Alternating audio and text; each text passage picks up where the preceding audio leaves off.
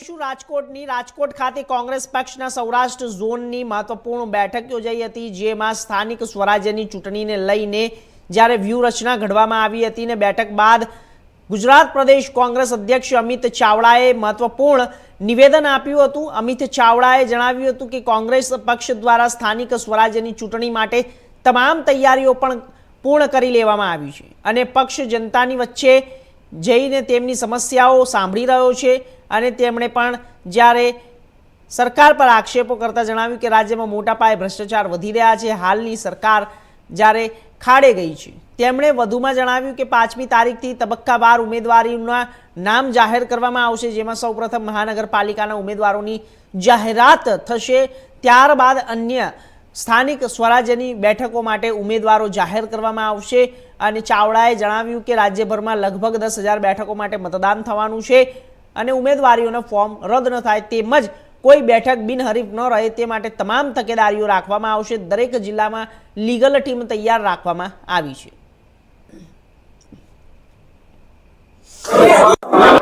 ગુજરાતમાં સ્થાનિક સ્વરાજની ચૂંટણીઓની જાહેરાત થઈ ચૂકી છે। સમગ્ર ગુજરાતમાં મહાનગરપાલિકા, નગરપાલિકા, તાલુકા પંચાયત, જિલ્લા પંચાયતની બેઠકો માટે 26મી એપ્રિલના રોજ મતદાન થવાનું છે। ત્યારે કોંગ્રેસ પાર્ટી દ્વારા ઘણા લાંબા સમયથી આની તૈયારીઓ શરૂ કરવામાં આવી હતી। સમગ્ર સૌરાષ્ટ્રમાં કિસાન આક્રોશ યાત્રા અને ત્યાર પછી આખા ગુજરાતમાં જન આક્રોશ યાત્રાના માધ્યમથી અમે લોકોની વચ્ચે ગયા, લોકોની સાથે સીધો સંવાદ પ્રસ્થાપિત કર્યો। સરકારનો જે ભ્રષ્ટાચાર છે, ગેરવહીવટ છે, જે તાનાશાહી છે, જે અન્યાય છે, જે ભેદભાવ છે, એની ફરિયાદો, રજૂઆતો, લોકોની તકલીફો, પીડા, આક્રોશ જાતે જઈને જોયો છે, જાતે જઈને સાંભળ્યો છે, જમીની હકીકતો જોઈ છે। આખા ગુજરાતમાં સ્થાનિક સ્વરાજની સંસ્થાઓમાં ભારતીય જનતા પાર્ટીના જે શાસકો છે એમણે ઉઘાડી લૂંટ મચાવી છે। પ્રજાના પડસેવાના ટેક્સના પૈસા લૂંટી રહ્યા છે, ચારે બાજુ ભ્રષ્ટાચાર થઈ રહ્યો છે, લોકો હેરાન પરેશાન છે।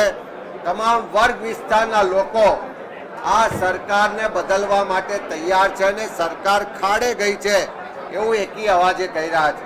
ત્યારે આજે સમગ્ર સૌરાષ્ટ્રના તમામ જિલ્લાઓમાં જે અમારા પ્રદેશના નિરીક્ષકો તાલુકા વાઇઝ ગયા, જે સંભવિત ઉમેદવારો છે એમને સાંભળ્યા છે, અમારા કાર્યકરો સાથે સંવાદ કર્યો છે, સંકલન કર્યું છે। અમારા જિલ્લા કોંગ્રેસ સમિતિઓ દ્વારા જે ચૂંટણી સમિતિઓ બનાવી એના દ્વારા પણ ઉમેદવારોની પસંદગીની પ્રક્રિયા કરવામાં આવી છે અને એને આખરી સ્વરૂપ 4 તારીખથી શરૂઆત કરીને અમે પ્રદેશ લેવલે આપવાના છે। પ્રદેશ ચૂંટણી સમિતિની બેઠક 4 તારીખથી શરૂઆત કરશે। એક એક શહેર, એક એક જિલ્લાના જે પણ અભિપ્રાયો આવ્યા છે, જે પણ ઉમેદવારોની પેનલો બની છે એની પર વિસ્તૃત ચર્ચા કરી અને અમારા પ્રભારી શ્રીઓની ઉપસ્થિતિમાં એને આખરી સ્વરૂપ આપવામાં આવશે અને 5મી તારીખથી તબક્કાવાર ઉમેદવારોની યાદી જાહેર કરવામાં આવશે। સર્વપ્રથમ મહાનગરપાલિકાના ઉમેદવારોની યાદીઓથી અમે શરૂઆત કરીશું અને તબક્કાવાર આખા ગુજરાતની લગભગ જે 10,000 બેઠકો પર ચૂંટણીઓ થવાની એ તમામ બેઠકો પર ઉમેદવારોની જાહેરાત થશે।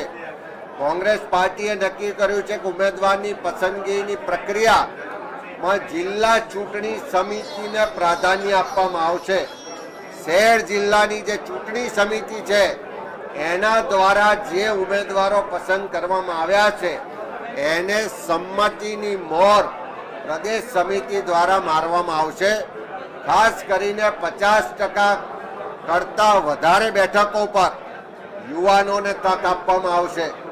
સમાજમાં જે લોકો માટે બોલે છે, લોકોના પ્રશ્નો માટે લડે છે, જે સમાજના પ્રબુદ્ધ નાગરિકો છે, જે આ ભ્રષ્ટાચારી શાસનને બદલવા માગે છે, જે લોકોના અધિકાર માટે લડવા માગે છે, જે સંવિધાનની રક્ષા કરવા માટે માગે છે, આ પંચાયતી રાજ ને સ્થાનિક સ્વરાજમાં જે સત્તાઓ છીનવી રહી છે સરકાર, એની સામે આ સંસ્થાઓ બચાવવા માંગે છે એવા તમામ લોકો જે લોકોની પસંદગીવાળા ઉમેદવારો છે એમને પ્રાધાન્ય આપવામાં આવશે. સ્થાનિક સ્વરાજની